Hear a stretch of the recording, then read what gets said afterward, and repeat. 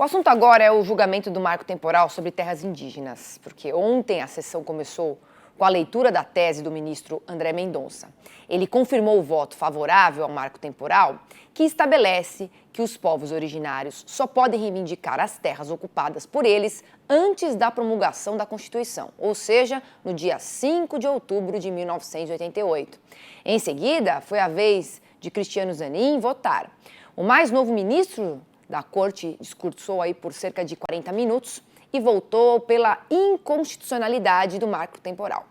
O sexto a votar foi o ministro Luiz Roberto Barroso, que deixou o placar com 4 votos contra o marco temporal e aí 2 a favor. Além dele e de Zanin, os votos contrários são do relator Edson Fachin e de Alexandre de Moraes. Os votos favoráveis são dos ministros Nunes Marques e André Mendonça. O julgamento vai ser retomado na próxima quarta-feira, dia 6 de setembro. E em caso de aprovação, a tese não deve restringir novas demarcações de terras, mesmo que elas estejam ocupadas atualmente. Com isso, produtores rurais estão preocupados com a ação que pode desapropriar imóveis rurais e trazer insegurança jurídica ao país. E quem conversa comigo sobre esse assunto é o advogado e conselheiro da Sociedade Rural Brasileira, o Francisco Bueno. Boa tarde, Francisco. Obrigada aqui por nos atender mais uma vez. Boa tarde, é sempre um prazer participar do seu programa. Muito obrigado pela oportunidade. Estou à disposição sua e da sua audiência, sempre muito qualificada. Obrigada, a gente é que agradece. Francisco, me fala uma coisa, depois de 2 anos parada, né? Eu queria saber qual que é a sua avaliação e a sua expectativa sobre essa retomada da votação. É possível que essa votação encerre ainda neste ano?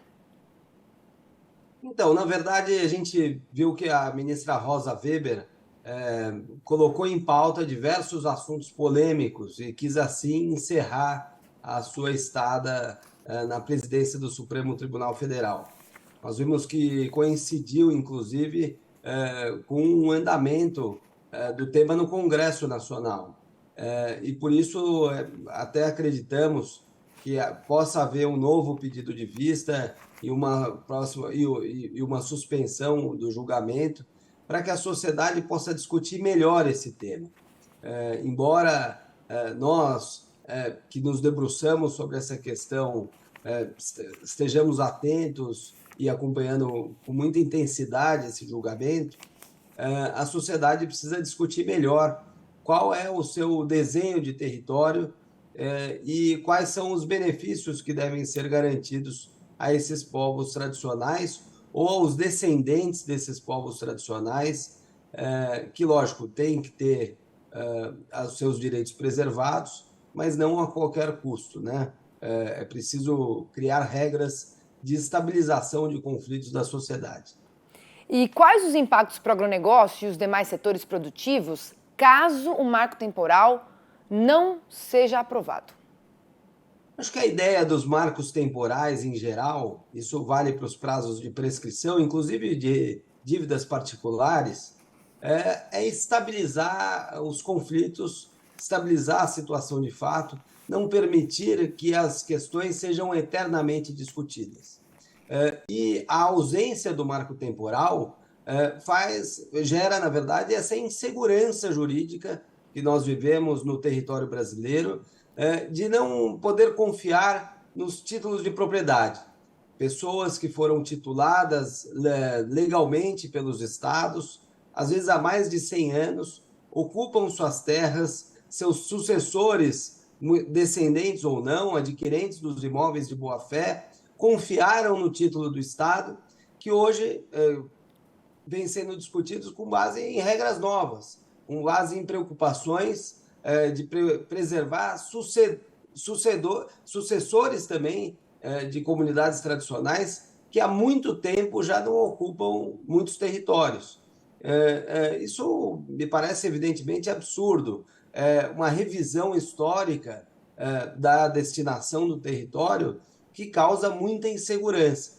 Então, se é verdade que nós precisamos de políticas públicas para preservar populações vulneráveis de toda a sorte existentes no nosso país, nós precisamos, antes de tudo, regras claras e segurança jurídica para que todos possam se desenvolver, possam fazer seus negócios, possam ter segurança naquilo do que é de cada um.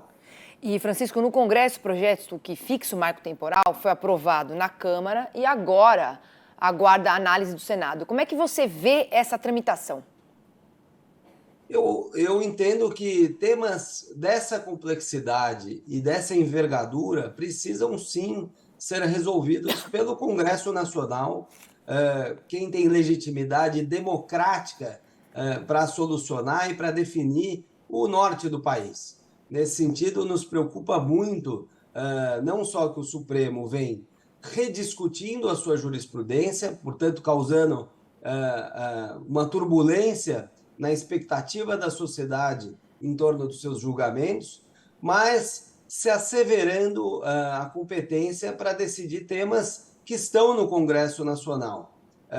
E é bom dizer, os ministros são competentes, têm reputação ilibada, têm conhecimento jurídico, mas não têm mandato, não têm representação da sociedade direta.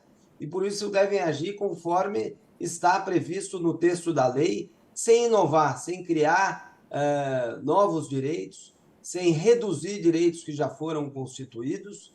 E por isso eu confio muito que o Congresso Nacional possa tomar a dianteira desse debate, envolver a sociedade nesse debate e realmente buscar um norte que esteja preocupado com o desenvolvimento do nosso país.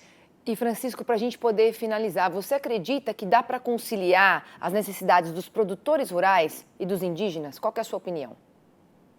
Sem dúvida, acho que a mesma segurança que os produtores rurais que têm terras tituladas, que são de fato proprietários, que ocupam há centenas de anos determinados territórios que hoje são reivindicados pelos indígenas, também os indígenas vão querer ter a preservação dos seus direitos já assegurados pela Constituição.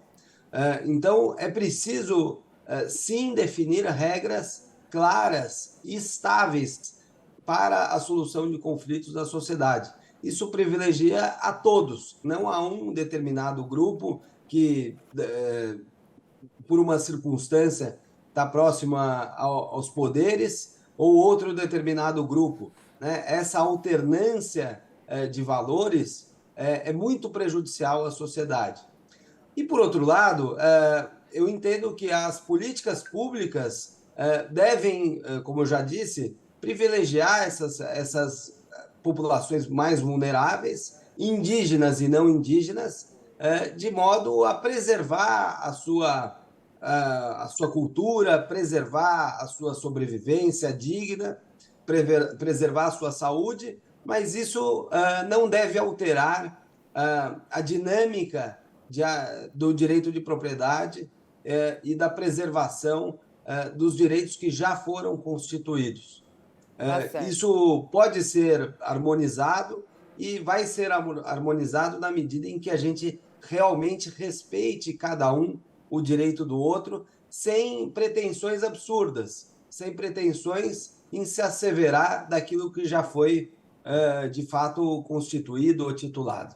Tá certo, Francisco. Muito obrigada aqui pelo seu tempo, pelas suas explicações. Bom fim de semana. Muito obrigado, bom final de semana a você e a todos os seus telespectadores. Um grande abraço.